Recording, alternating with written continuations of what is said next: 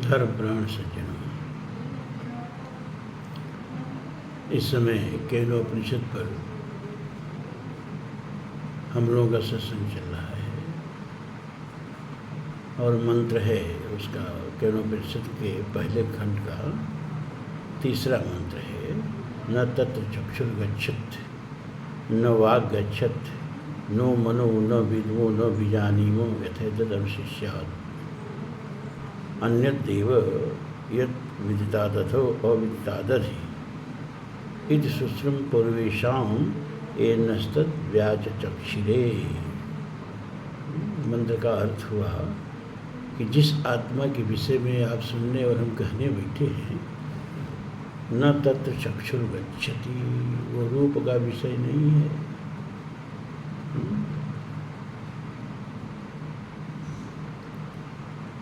न तत्र वाग् गच्छति, वह वाणी का विषय नहीं है। न मनो यानी मन का विषय नहीं है। न विद्मो बुद्धि का विषय नहीं है। न बीजानीमो और ना ही उसे किसी तरह जाना जा सकता है। यथेतदवशिष्यात् जिससे कि उसके बारे में बताया जा सके। अन्य देव अविदितादथो अविदितादधि अन्यत एव तद विदितादथ, मतलब वह जान जो हम जानते हैं उससे परे है, और जो हम नहीं जानते हैं उससे भी परे है। जो जानते हैं और जो नहीं जानते हैं वो दोनों से परे है। इति सुश्रुम पूर्वेशाम एनस्तद् व्याचचक्षिरे, ऐसा हमारे पूर्व आचार्यों ने हमको बतलाया है। उस आत्मा के बारे में आप किसी इंस्ट्रूमेंट से नहीं जान सकते, किसी पुस्तक को पढ़ के भी नहीं जान सकते, जब तक उस आत्मा को जानने वाला आपको उस आत्मा के बारे में न बताए।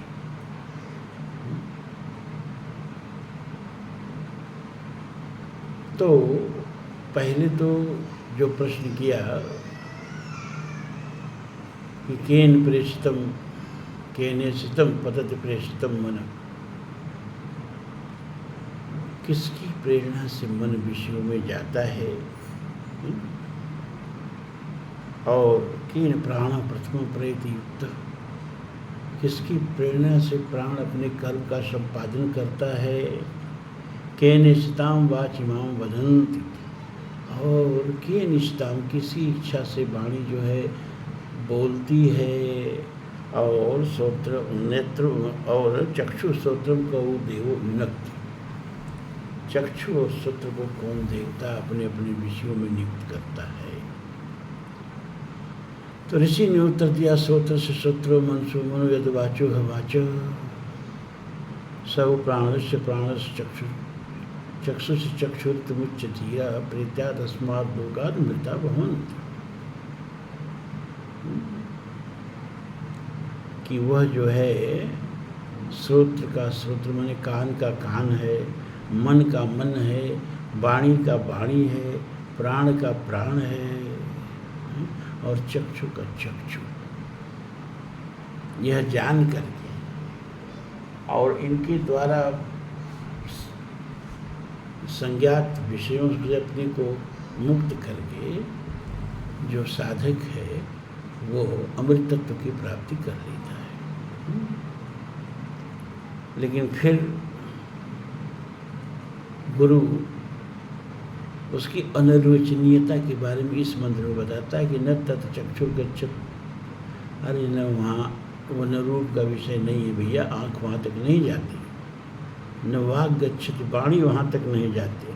मन का विषय नहीं है, मन वहाँ तक नहीं जाता, बुद्धि वहाँ तक नहीं जाती।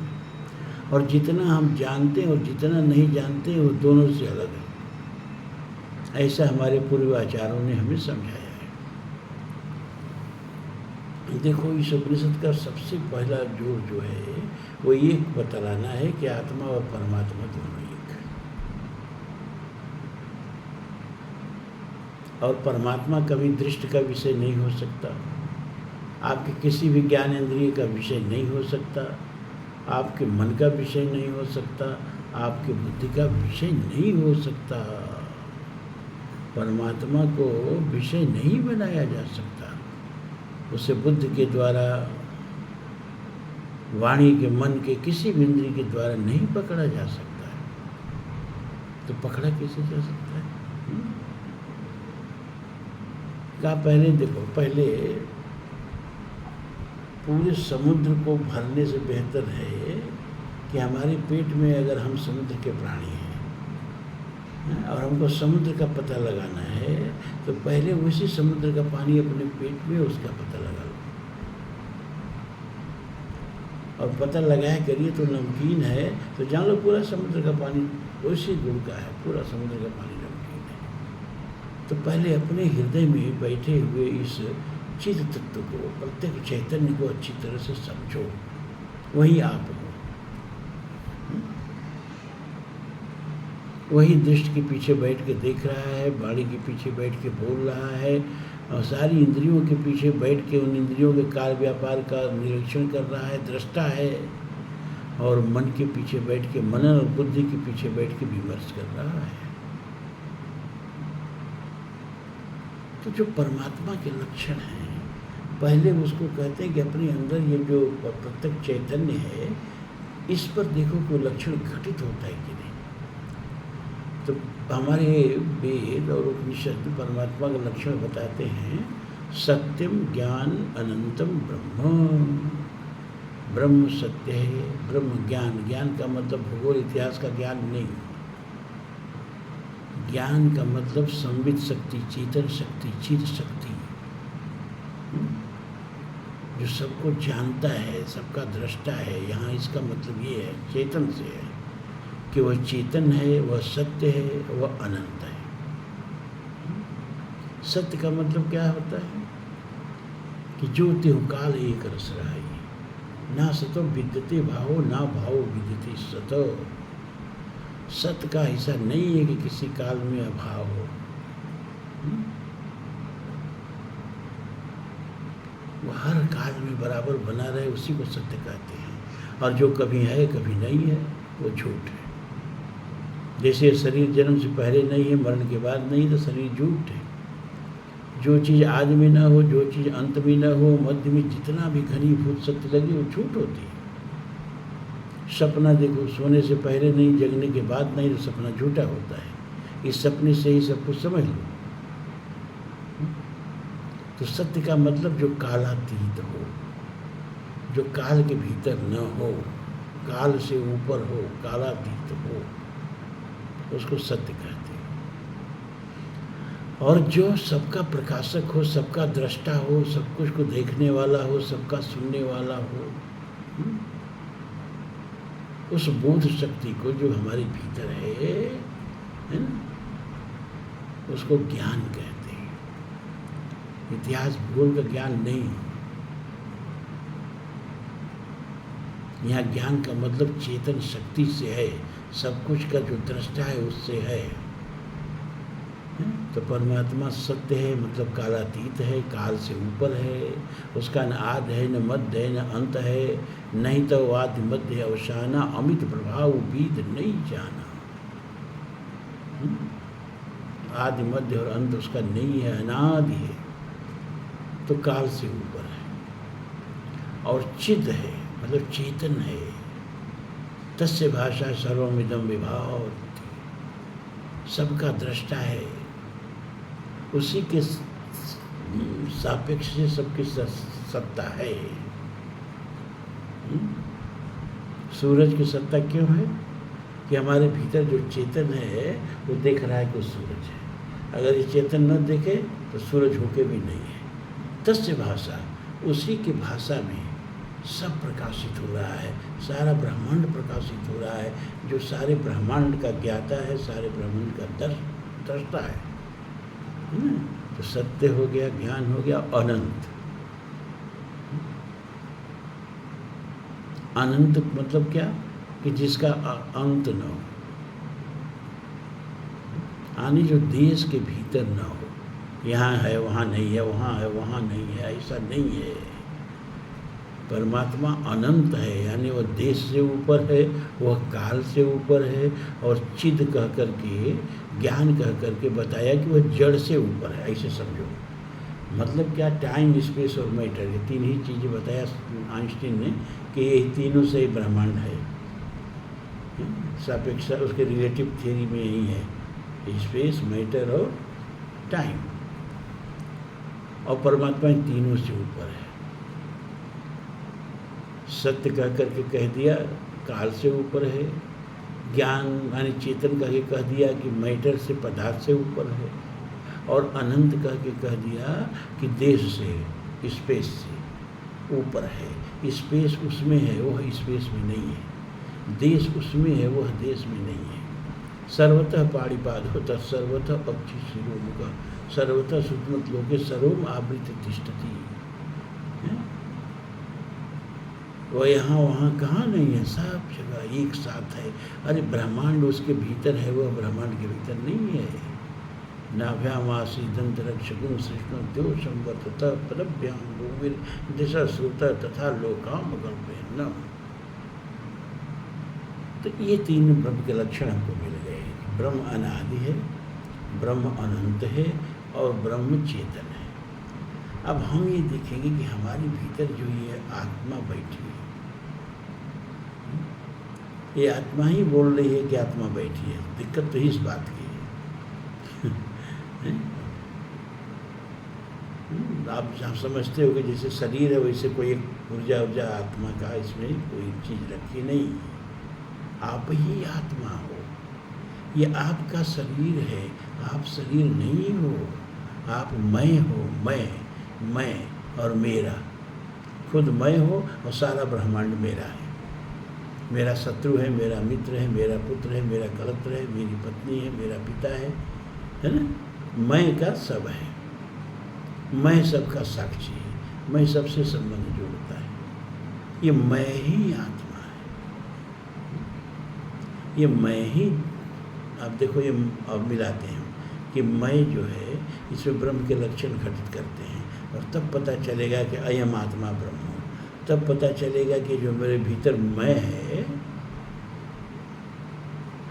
यही परमात्मा है। सारे परमात्मा के लक्षण इसमें घटित होंगे। चलो पहले हम देखें कि सत्य है कि नहीं है। तो आप देखो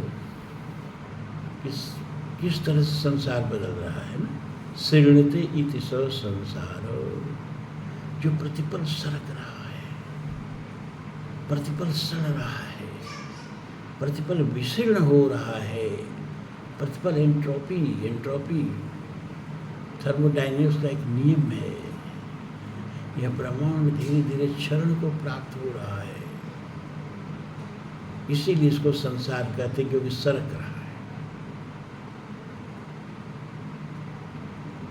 लेकिन इसका जो दृष्टा हमारे भीतर बैठा है, वह इस सरकने का साक्षी है। ये नहीं सरक रहा है ना। हमारा वो शैशवावस्था सरक गई, हम उसको भी देखे। फिर बालकपन आया, हम उसको भी देखे। फिर यौवन आया, हम उसको भी देखे। फिर अधेड़ा अवस्था आई, हम उसकी भी साक्षी रहे। वृद्धावस्था आ गई, हम उसकी भी साक्षी हैं।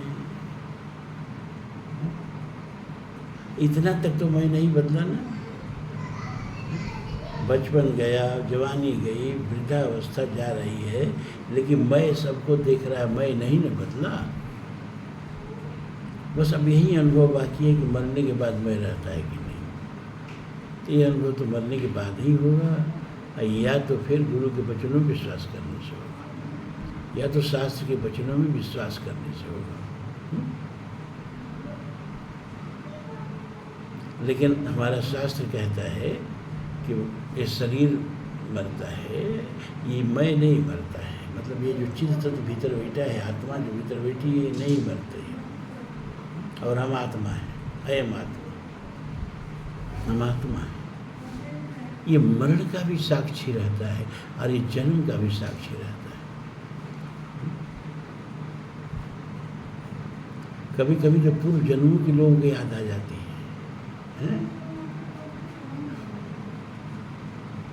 अब हम अपने बारे में कुछ बताएं तो आप लोगों को विश्वास नहीं होगा, इसलिए हम अपने बारे में किसी को नहीं बताते हैं। लेकिन प्रसंग बस एक बात बता दें और आप विश्वास रखो कि हम प्रवचन मंच पर बैठ के तो झूठ बोल ही नहीं सकते, और झूठ बोले तो कल कोई वाणी निकल नहीं सकती। तो मुझे अपने गर्भ के भी जीवन की याद है, ये मैं झूठ नहीं बोल रहा हूँ, मैं उसका भी साक्षी रहा हूँ, ये मुझको याद है।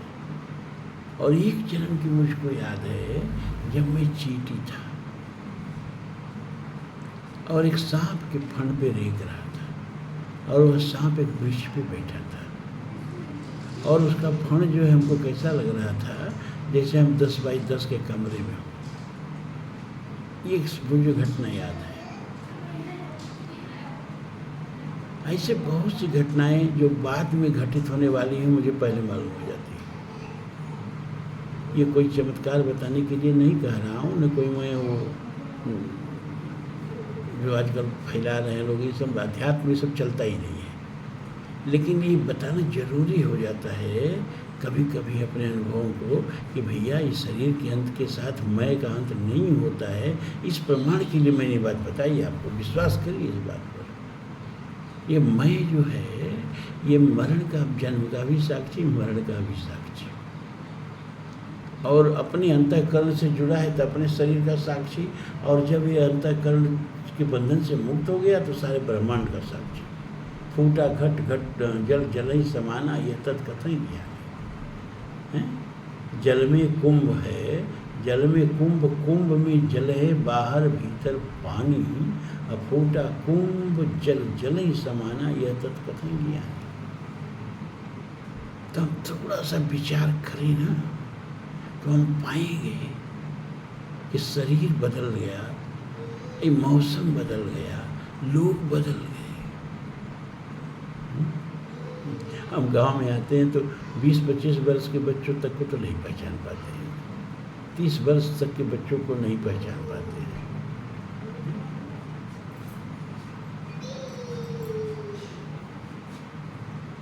तो समाज बदल गया, लेकिन मैं भीतर जो बैठा है, मेरा शरीर भी बदल गया, लेकिन मैं नहीं बदला।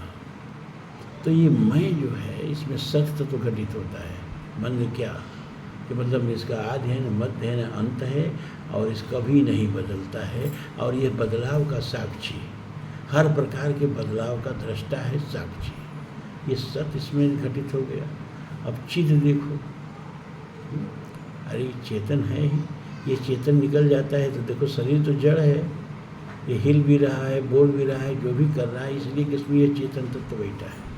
और जिस क्षण चेतन तत्व निकल गया तो ये शरीर किस काम का रहता है, जड़ हो जाता है। न कुछ जला तो इसको पता ही नहीं चलता कि मैं जल रहा हूँ, जमीन में गाड़ तो इसको पता ही नहीं चलता है मैं जमीन में धंस रहा हूँ। चित्त तत्व निकल गया तो खत्म। तो बोध तत्व, चित्त तत्व, चेतन तत्व मैं है।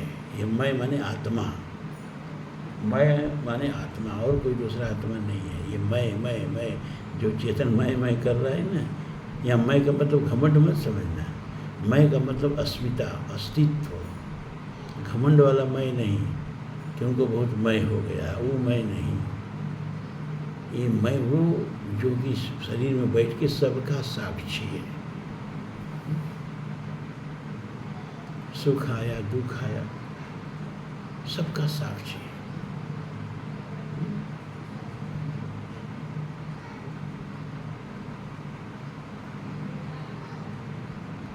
महाभारत के एक श्लोकी, महाभारत सुना है ना कि शोक स्थान सहस्राणी, भय स्थान शतान च, दिवसे दिवसे आविशंत मूढ़ा न तो पंडिता। कभी हम सुखी हो जाते हैं, कभी दुखी हो जाते हैं। हम सुख के भी दृष्टा हैं, हम दुख के भी दृष्टा हैं। सुख आया चला गया, दुख आया चला गया, हम दोनों के दृष्टा हैं। चिद है, ये चेतन है। दूसरा तत्व घटित हो गया जो परमात्मा में घटित हो रहा है। और तीसरा क्या है? आनंद। परमात्मा क्या है? सच्चिदानंद, सतचित आनंद। तो सत घटित हो गया, चित घटित हो गया। अब देखो आनंद, बृहदारण्यक में एक प्रकरण आता है जिसमें याज्ञवल्क जी अपनी पत्नी मैत्रेयी, उनकी 2 पत्नियां हैं, मैत्रेयी और कात्यायनी। ये मैं इसलिए बता दे रहा हूँ कि आप लोगों को साधु संत बड़ा अच्छे लगते हैं, लेकिन साधु संत बनना नहीं चाहते। काहे? अरे हम लोग तो शादीशुदा बाल बच्चे वाले हैं। तो आपको बता दें कि जिन साधुओं ने समाज को कुछ दिया वो सब बाल बच्चे वाले थे, सब गृहस्थ थे। सन्यासियों ने कुछ नहीं दिया है। कि महाभारत हो, गीता हो, रामायण हो, वेद हो, पुराण हो, उपनिषद हो, सब गृहस्थ संतों ने दिया है, एक भी सन्यासी संतों ने नहीं दिया।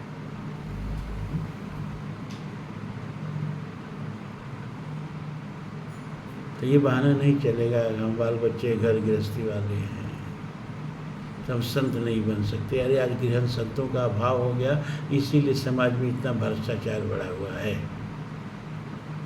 गृहस्थ संत नहीं रहे, सब ये मठ संत हो गए, आश्रम वाले संत हो गए, इसीलिए समाज में इतना भ्रष्टाचार बढ़ गया।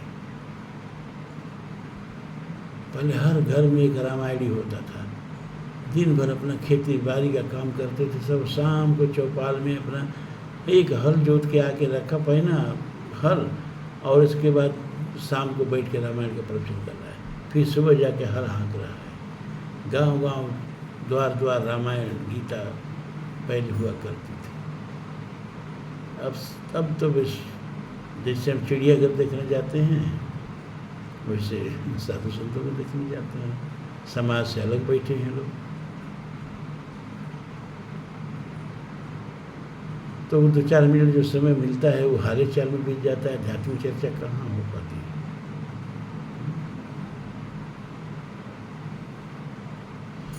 तो कहते हैं याज्ञवल्क जी अपनी पत्नी मैत्रेयी से, कह रही मैत्रेयी, पति के लिए पति प्रिय नहीं होता है। आत्मनस्तु प्रिय पति प्रियम भवत्, अपनी आत्मा के लिए पति प्रिय होता है। और जो पति अपने आत्मा के प्रतिकूल होता है, तो आप आए दिन अखबारों में और जगह जगह पढ़ते हैं कि औरत ने अपने पति की हत्या करा दी, जहर दे के मार डाला। काहे? कि आत्मा के प्रतिकूल हो गए। उसी तरह पुत्र के लिए प्रिय नहीं होता है, अपनी आत्मा के लिए प्रिय होता है। और अगर अपनी आत्मा के पुत्र प्रतिकूल हो जाए तो माताएं और पिता उसको त्याग देते हैं। इसी तरह सब चीज़ का उदाहरण दे करके धन के लिए प्रिय नहीं होता है, धन अपनी आत्मा के लिए प्रिय होता है।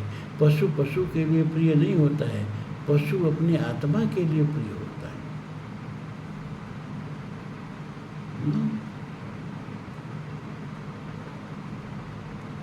तो सब कुछ अपनी आत्मा के अनुकूल है तो प्रिय है, और अपनी आत्मा के प्रतिकूल है तो अप्रिय है, प्रिय नहीं है। तो एक चीज़ तो तय हो गया क्या कि देखो, प्रियता में और सुख में, चाहे आनंद में बड़ा गहरा संबंध है। जो चीज़ हमें आनंद देगी वही हमको प्रिय होगी, और जो चीज़ हमको आनंद न दे वो हमको अप्रिय हो जाएगी। निश्चित एकदम मनोवैज्ञानिक सत्य, इसमें कोई दो राय नहीं। तो आनंद का और प्रियता का अन्योन्याश्रित संबंध है, अटूट संबंध है। और हमें सब कुछ हमारी आत्मा के लिए प्रिय है। इसका मतलब क्या हुआ कि हमारी आत्मा का स्वभाव ही आनंद है। जो चीज़ हमको आनंद दे वही प्रिय है, जो आनंद न दे वो प्रिय नहीं है। तो हमारे आत्मा का स्वभाव है आनंद। कोई भी प्राणी, मनुष्य ही नहीं, वो दुख चाहता नहीं है भाई। वो हर क्रिया, हर चेष्टा उसके सुख प्राप्त करने के लिए होती है। दुख मिल जाए बात अलग है।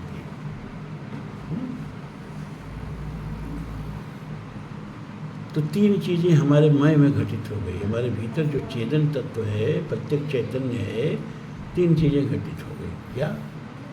ये सत्य है, क्योंकि सारा संसार बदला, मौसम बदला, हम बदले, समाज बदला, लेकिन इसका साक्षी मैं जो हमारे भीतर है, मैं जब बचपन था मैं बचपन के लोग जो मित्र थे तुमको तो पहचानता हूँ, अब उसमें बहुत लोग चले गए।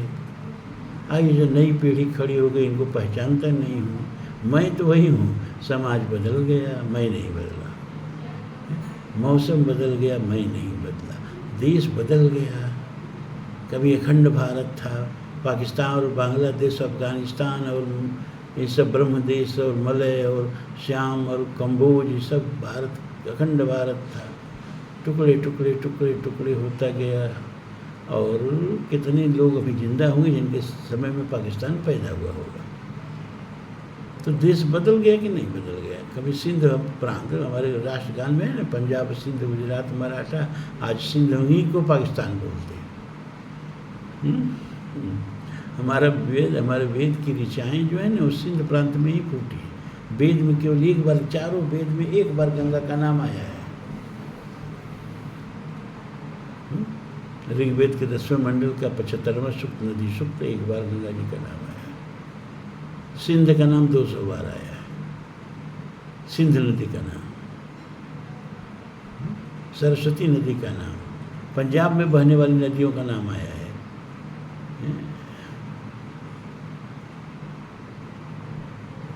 क्या मतलब कि हमारी संस्कृति जो है वो उसी जगह फूटी, उसी भूमि में जो आज पाकिस्तान है।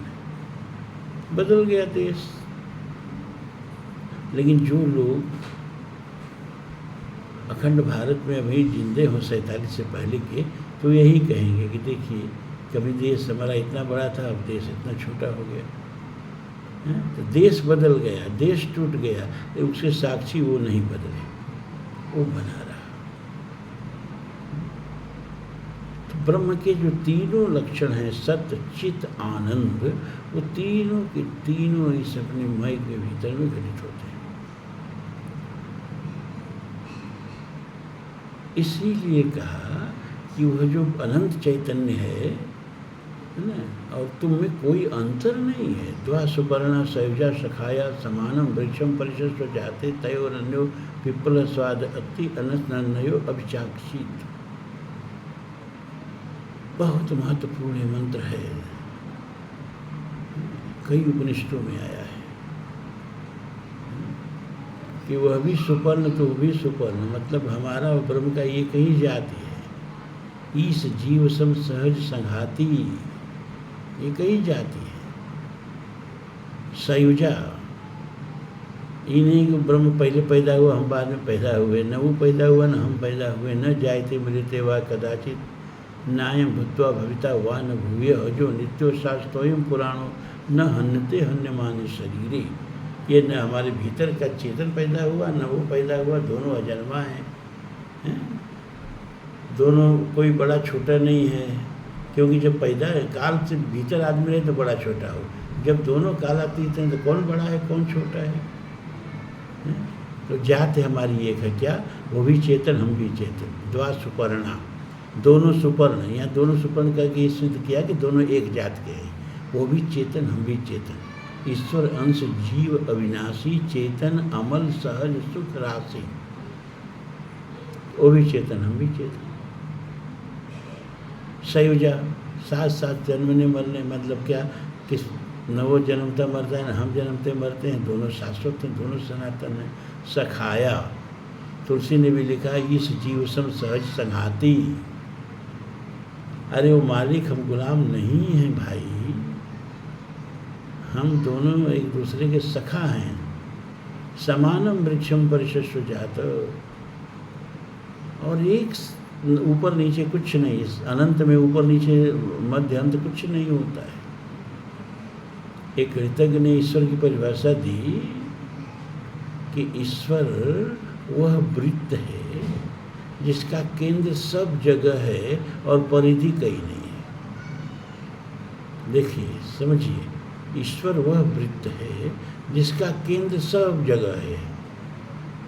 पूरा अनंत ही केंद्र है और परिधि ही नहीं। इससे सुंदर परिभाषा ईश्वर की अनंतता की दी नहीं जा सकती।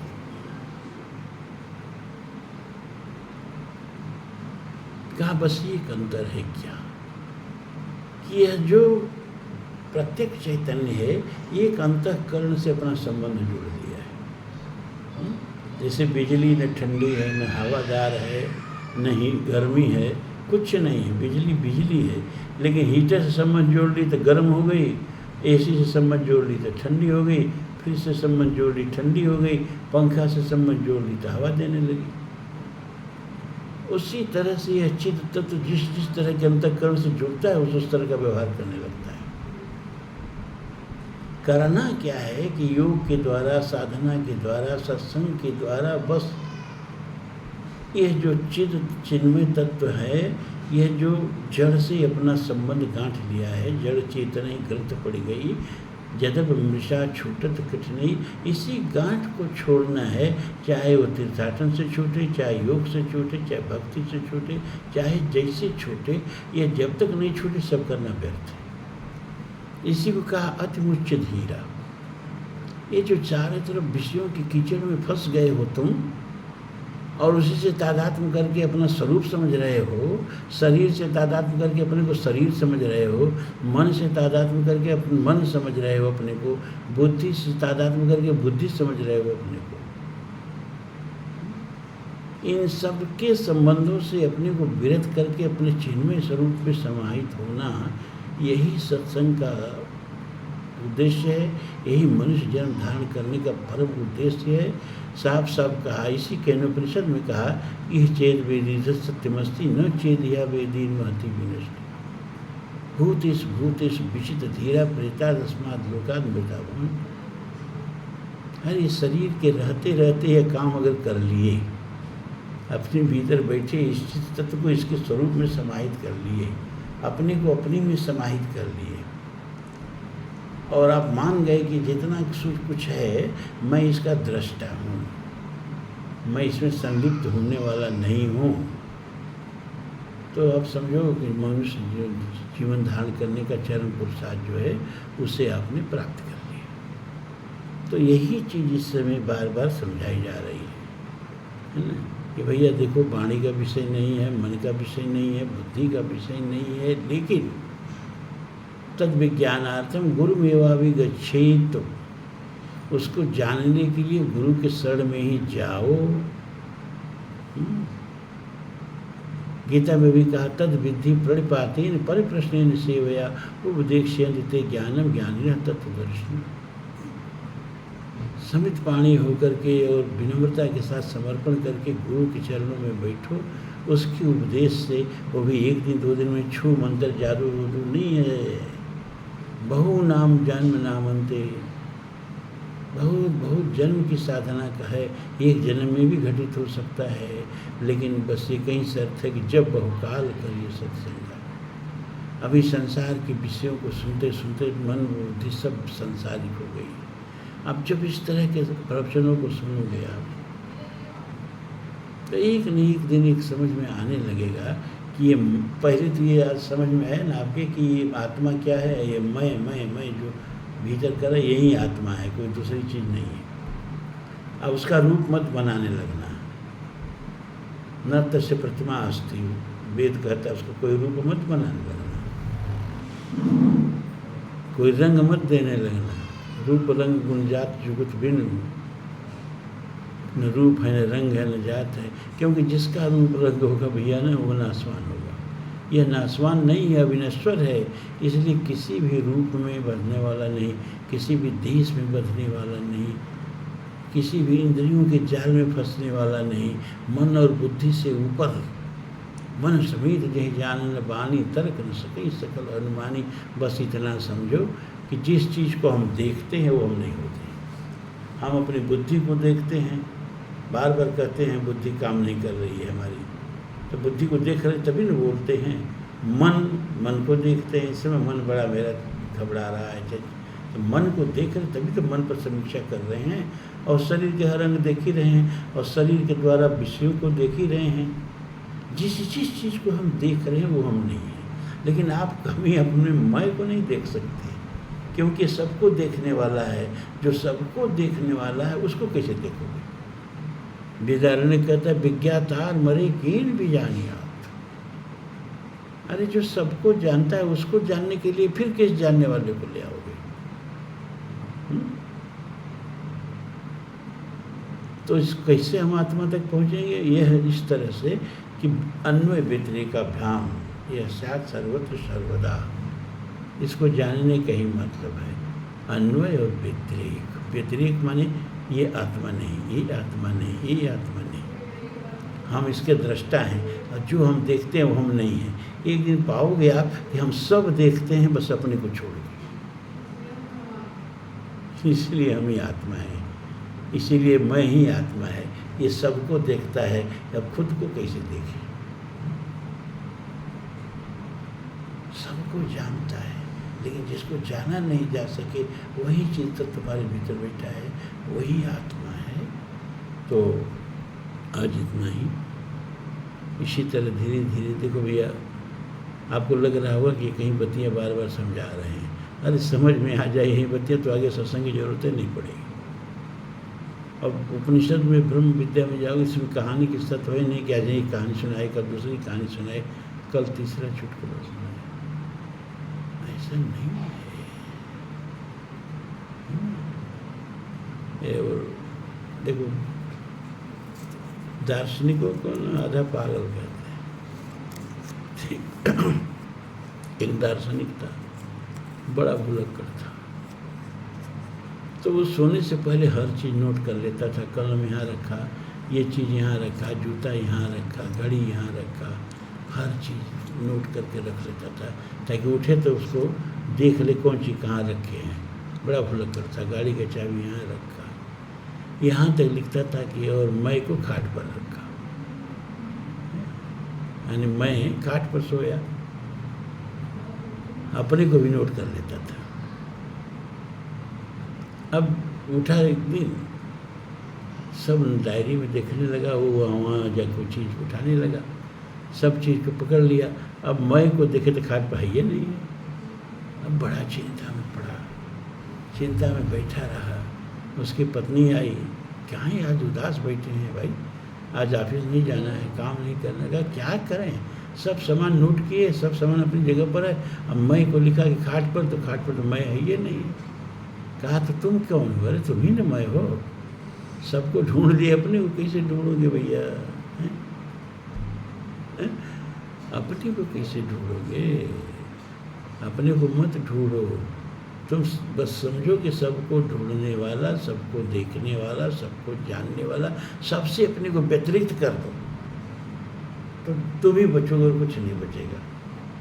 लेकिन तुम अपने को देख नहीं सकते हो। इतना अच्छी तरह जो लोग परमात्मा को दिखाने की बात करते हैं, बड़ा झूठ बोलते हैं। वृत्ति सारूप्य मित्रत्व, आपकी वृत्तियाँ देखोगे आप, परमात्मा नहीं देखोगे। सूर्य देखेंगे तो कृष्ण देखेंगे, तुलसी देखेंगे तो राम देखेंगे, कोई और देखेगा तो शिव देखेगा, विद्यापति देखेंगे तो शिव को देखेंगे, शिव के परम भक्त थे।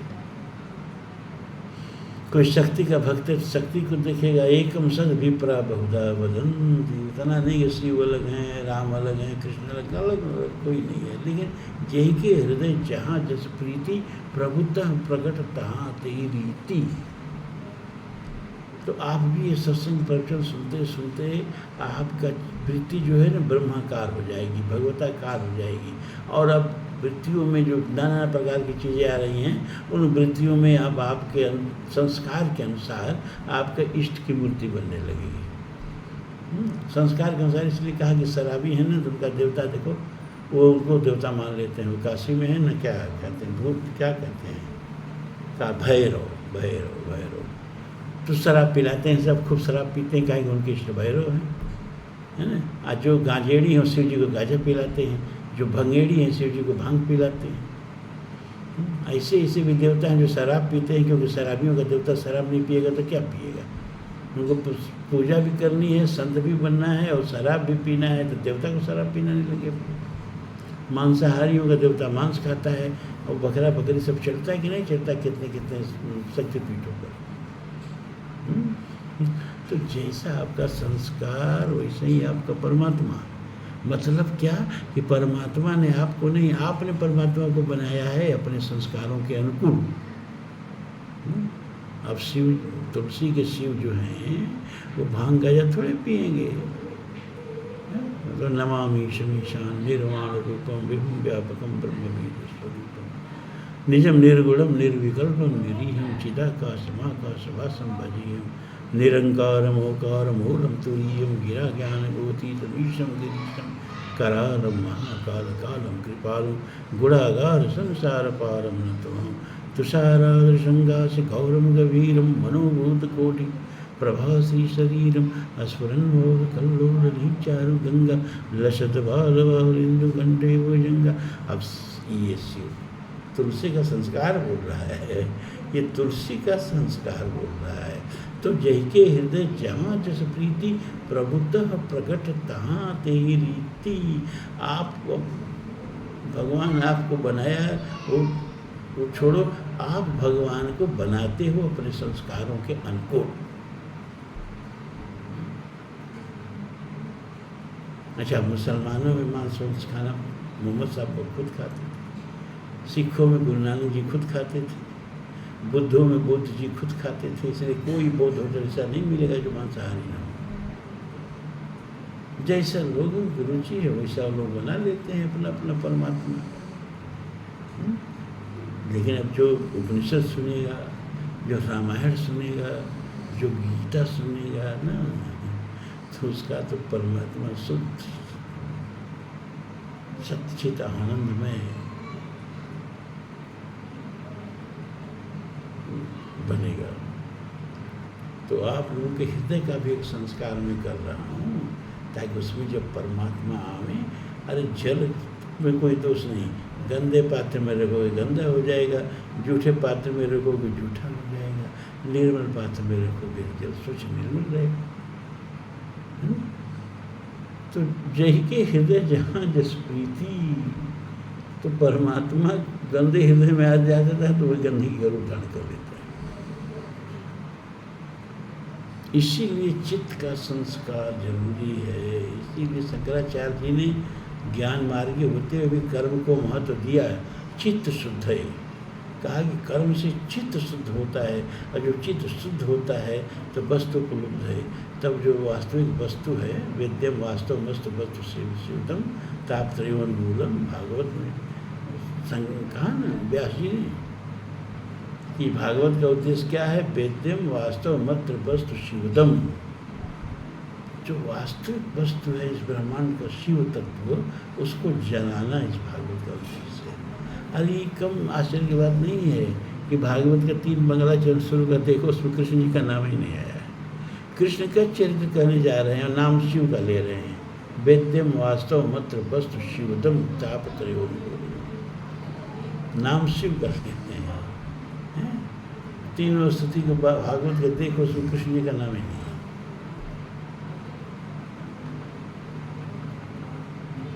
कहा मैं तुमको वो तत्व दे दूंगा, सोना दे दूंगा, चाहो तो कृष्ण बना लो उसमें, चाहो शिव बना लो, चाहो राम बना लो, चाहो जो बना लो।